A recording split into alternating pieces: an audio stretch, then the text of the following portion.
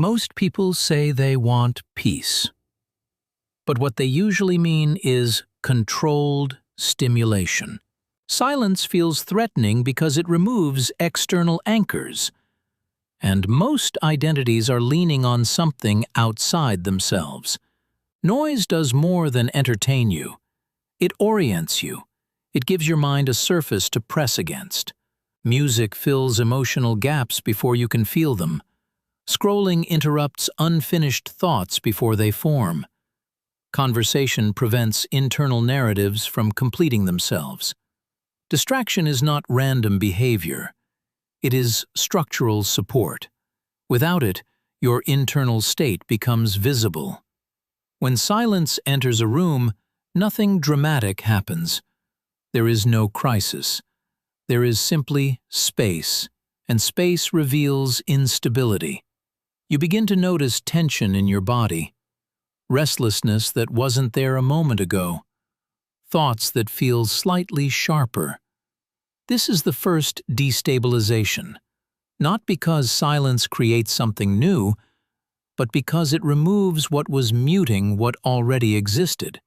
Most people experience identity as stable because it is constantly reinforced. Feedback, notifications, reaction. Every external input quietly confirms who you are. You are funny because someone laughs, valuable because someone responds, needed because someone calls. In silence, those confirmations disappear, and without confirmation, the structure feels thinner. The mind does not enjoy that feeling. It prefers orientation. It prefers reference points. So when you sit in a quiet room and feel uneasy, it is not the quiet that is threatening you. It is the absence of reinforcement. Without sound, without stimulation, without interruption, your awareness turns inward. And when awareness turns inward without preparation, it does not find peace. It finds unfinished processes. When distraction disappears, something begins to return. Not something new, something postponed. Most people assume silence creates discomfort. It doesn't. It reveals what was waiting underneath activity, unfinished conversations, unprocessed emotions, memories that never fully closed. Distraction delays emotional digestion. It does not erase what you felt. It suspends it.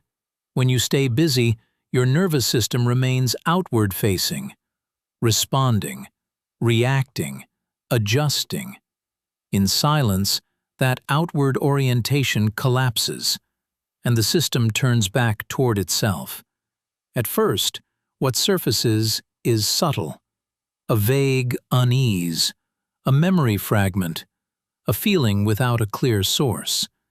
This is stored emotional residue, experiences that were processed cognitively but never metabolized emotionally. You told yourself you were fine. You explained it logically. You moved on quickly. But the body did not. The nervous system does not operate on explanation. It operates on completion. When silence removes external input, incomplete emotional cycles resume. Like background programs reactivating when the screen goes dark. This is why people reach for their phone without deciding to. Why they turn on music in empty rooms. Why they fall asleep with something playing. Not because they need stimulation, because they do not want the return. The return of sadness that was rationalized. The return of anger that was suppressed. The return of doubt that was overridden by activity. Silence reopens suspended processes. And this feels threatening because it disrupts the illusion of resolution. You believed you were past it. You believed it was handled. But silence shows you what is still active underneath. The mind prefers forward motion. Processing feels like regression. Stillness feels like exposure. When you stop moving, unresolved material has room to breathe, and breathing material demands attention. This is not punishment. It is unfinished architecture revealing itself. Most people interpret this resurfacing as instability, but it is continuity, the system completing what was interrupted. Silence does not attack you. It removes interference. And without interference, you meet what you postponed.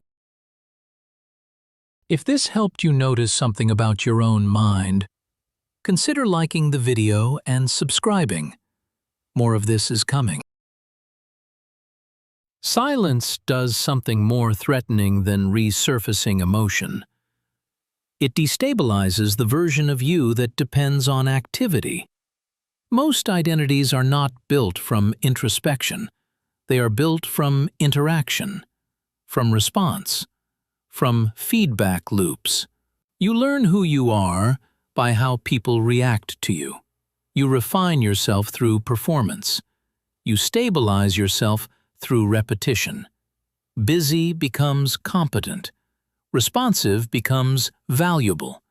Entertaining becomes likable. These are not lies, but they are roles. Roles require context, an audience, a task, a dynamic.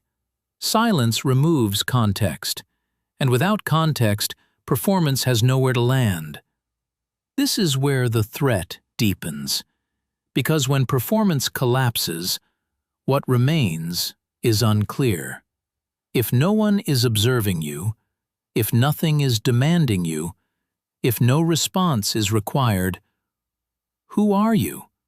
Most people do not consciously ask that question. They feel it, as restlessness, as sudden self-critique, as the urge to reach outward. Because without interaction, the constructed self thins out. The personality you experience daily is partially adaptive. It adjusts to expectation. It responds to environment. It anticipates reaction. Silence suspends expectation.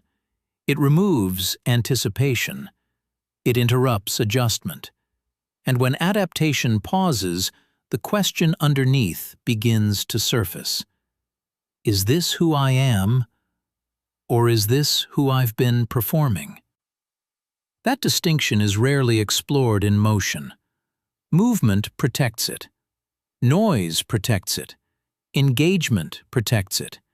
Because as long as you are reacting, you do not have to examine the structure of the reactor. Silence turns attention from behavior to identity. Not what you are doing, not what you are saying, but what you are built around. Many people discover that their sense of self is heavily relational, defined by who needs them, who validates them, who responds to them. Remove those inputs, and identity becomes less solid. This is not emptiness. It is unreinforced structure. And unreinforced structure feels unstable. So the mind moves quickly to restore friction. It seeks conversation. It seeks stimulation. It seeks confirmation. Not because it fears quiet, but because it fears undefined identity. Silence threatens the constructed self because it reveals its dependency. Dependency on movement, dependency on reaction, dependency on context. And when those dependencies are visible, control feels thinner. You are left alone, not with peace, but with the question of who you are without reinforcement. There is a moment in prolonged silence when the threat begins to change shape. At first, it feels like emptiness, like something is missing. No input, no reaction, no interruption. The system searches for friction and finds none. Most people interpret this as void, as isolation, as absence. But emptiness and awareness are not the same thing. Emptiness feels like something has been taken from you. Awareness feels like something is being revealed. The difference is subtle, and most people never stay long enough to detect it. In the early stages of silence, the mind panics because it cannot anchor itself. It reaches outward automatically. It looks for distraction the way lungs look for air. If you do not interrupt that reflex, the panic begins to quiet on its own. Not because you solved anything, not because you fixed yourself, but because the nervous system adapts to stillness the way it adapts to motion. Once the reflex to escape softens, something else becomes noticeable. Clarity. Not dramatic insight, not revelation, but a cleaner signal. Thoughts become more distinct when they are not competing with noise. Emotions become more specific when they are not drowned in stimulation. Silence does not create depth. It exposes what depth already exists. The threatening feeling was never about quiet itself. It was about losing distraction as anesthesia. When distraction fades, discomfort surfaces. When discomfort settles, awareness sharpens. When awareness sharpens, identity becomes less reactive. You begin to notice patterns instead of being inside them. You see how quickly you reach outward, how quickly you seek confirmation, how quickly you rebuild noise. And that observation changes something subtle. Not your behavior, your relationship to it. Silence is threatening when it feels like exposure without stability. It becomes tolerable when you recognize that exposure is information, not judgment, not failure, not deficiency. Information about what still moves inside you when nothing else is moving. Most people avoid silence because it removes distraction. Few realize that what emerges afterward is not emptiness. It is unfiltered awareness. And awareness feels threatening only when it is unfamiliar.